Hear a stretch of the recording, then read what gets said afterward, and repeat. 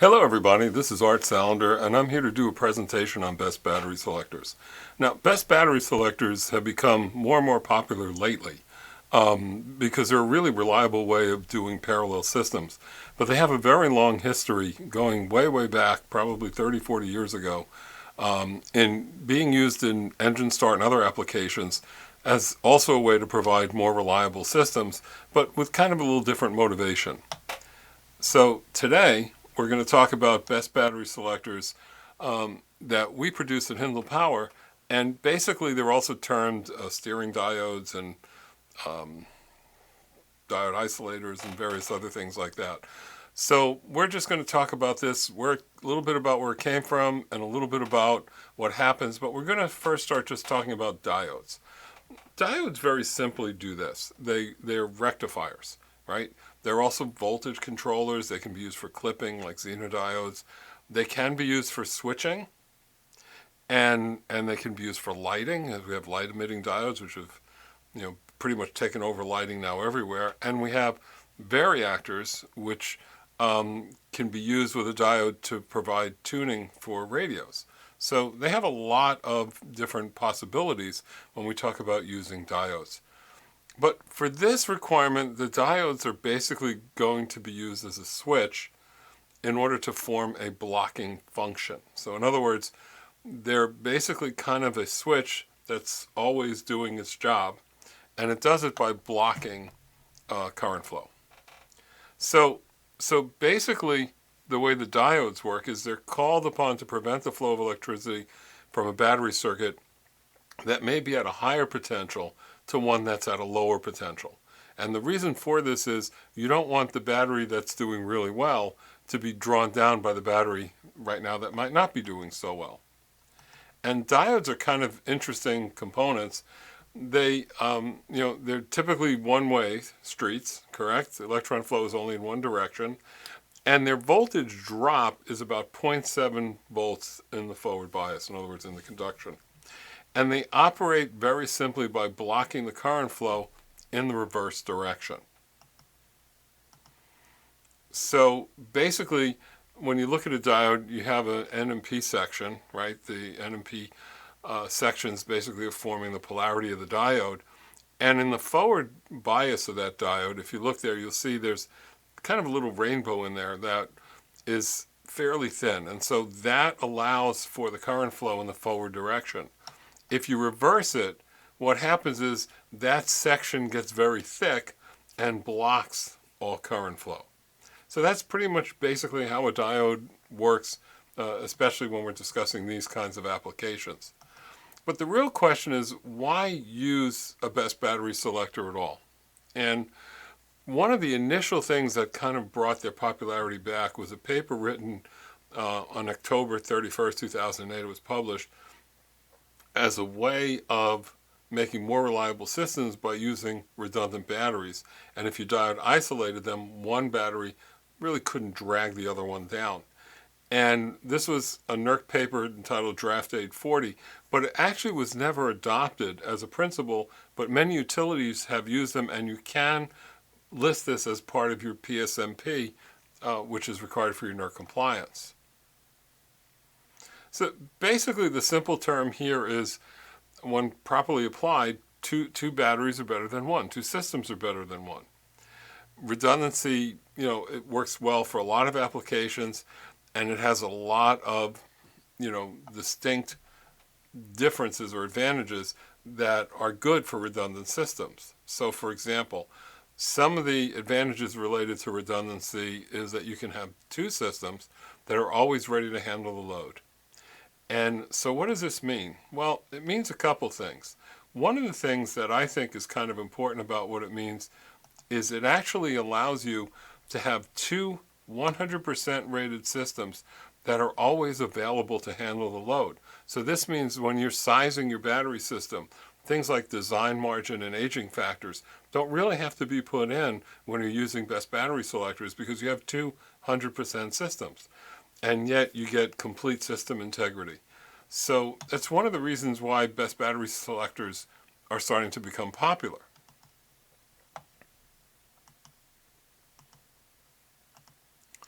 Now, The other thing is they're more reliable. Like some people say, well, why don't I just put a switch or something like that in there? But the issue is if you put in a switch, you have to remember to switch it. Whereas best battery selectors are passive devices, they can always do the job. They can very easily be monitored and require no mechanical or operational intelligence whatsoever to get them to work. Now, if you're using a mechanical switch, such as a transfer switch, it's either going to require somebody to manually go in there and flip the switch. That's one thing. Somebody actually has to go there. And after you know the battery's dead, right, switch it to the other one. But you may not know the battery is having a problem. It might only be a little bit under the weather, so to speak. So how would you know to switch it? The other thing is, even if they're automatic switches, automatic transfer switches, they still would have a hard time knowing that one system is a little bit below the other, a little bit, quote, under the weather. And so there would be no real easy way for it to know, okay, I should switch to the other one and then charge it up and then switch back and so on. So with this method, none of that becomes an issue. So it's one of the big reasons why going into best battery selectors becomes sometimes a really good choice. Now, automatic transfer switches will determine which batteries to be used by monitoring the bus. However, as I said, it's a little bit more difficult to get that kind of smooth transferring without a problem or an operational issue occurring. So, also mechanical switches are generally only limited to 2 circuits, right? And if it malfunctions in the wrong position, then you're kind of in trouble, because now you may not have output. Also, somebody may forget or not know when to actually switch to the good battery. So when we start looking at best battery selectors, one of the first things we notice is they're always on the job, right? So each circuit is basically, each circuit's going to have, as you can see up here, each circuit's going to have a battery, it's going to have a charger, and it's going to have a diode. And then the 2 outputs of the diodes are actually linked together to give you the output that you're looking for. And so if it's kind of like water seeking its own level, if one runs a little bit low, the other one's just going to make it up, and it's not going to drag down the other system. That's really the key point. If a transfer switch malfunctions, it could leave you in a position where only the bad battery is selected. And of course, that's never going to be good. Whereas best battery selectors, well, it's just physics.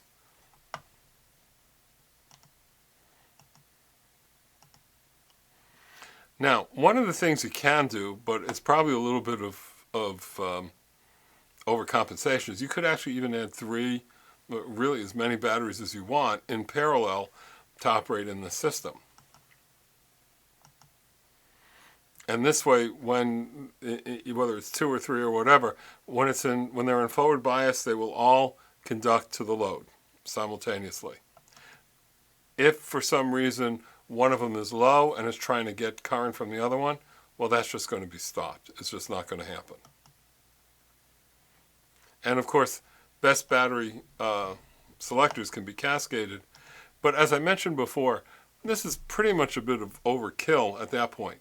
But what I will tell you, a couple of things that I think are really important to know here, is that whenever you have these kinds of systems, whether it's 2 batteries or if you had more, that's fine. One of the big things you discover is that each system, each battery and charger system, is independently monitoring and alarming to its own condition. So whatever alarms you have would only then be reflected in the system that's having the issue. So kind of another side benefit to best battery selectors is you actually know which battery is the bad one, even though everything seems to be working okay.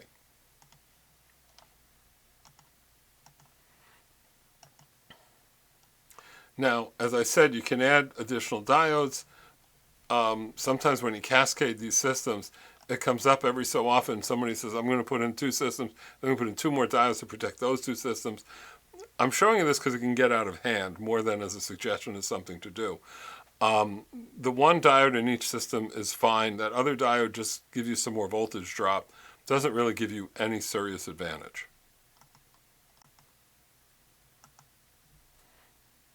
Now, where do we use best battery selectors? Well, we see them everywhere. We see them in switchgear applications, engine starting, communications, instrumentation and control, lube oil pumps, turbine controls, the list goes on and on. So you will see best battery selectors in almost every kind of an application.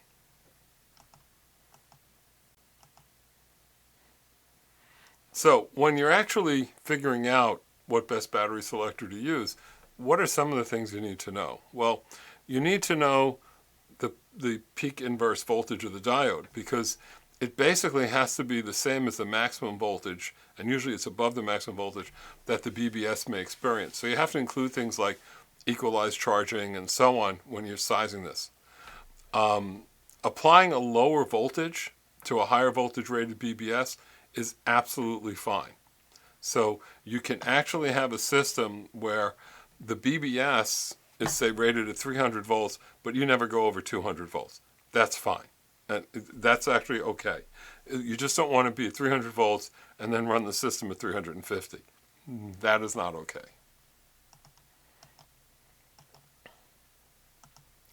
Now, current considerations, that gets even more important. So there's a couple of things that you have to consider when you're doing a BBS. One is the continuous current rating. In other words, what's the current that's going to run through this thing all the time? The other thing is going to be the momentary or transient current applied to the BBS. And that's usually in relation to stuff like switchgear or starting engines, whatever, starting motors. We need to know what that is too, and we need to know how long it'll last. So for example, you'll find that short-term high current discharges through the BBS is fine, as long as we know what they are and the heat sinking and the diodes are all made to handle that kind of thing. That's okay. You just want to make sure that you've got it covered for both intensity, in other words, how much current, and time, how long.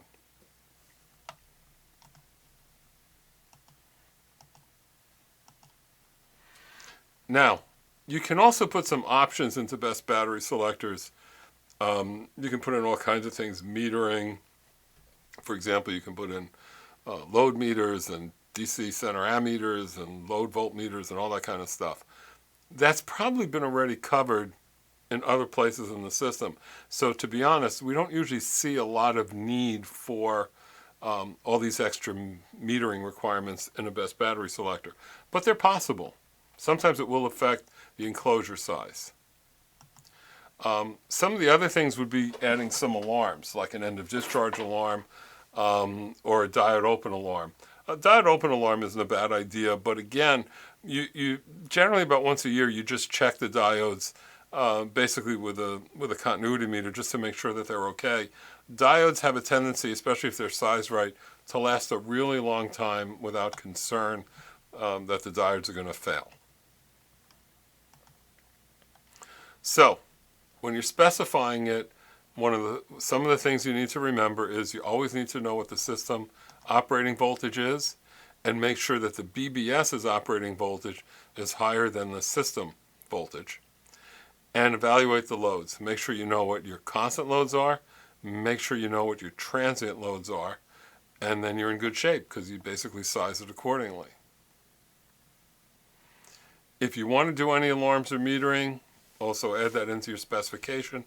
And also, I generally don't recommend adding additional protection related to the BBS. Remember, the BBS is there to protect the whole system, right? And you don't want a transient to knock out the BBS, which could knock out the system. So you probably have enough circuit protection and other parts of the circuit. Duplicating in the BBS is generally not all that critical, and it's a passive system. It's not an active circuit or anything. So I wouldn't bother to put protective devices, but they are basically available. So basically, in conclusion, best battery selectors provide a safe and reliable and really an easy way to provide redundancy.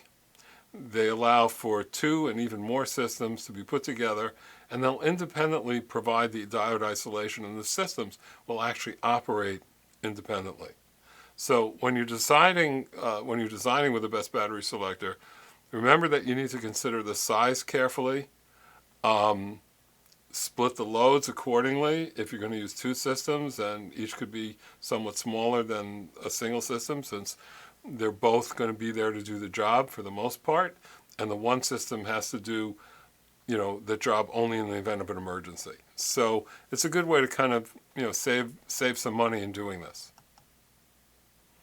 So with that, I'd like to thank you for attending our little presentation on best battery selectors. If you want any more information, please give us a call at HindlePower or look us up on our website. We'll be happy to help you out. Thanks, and have a good day.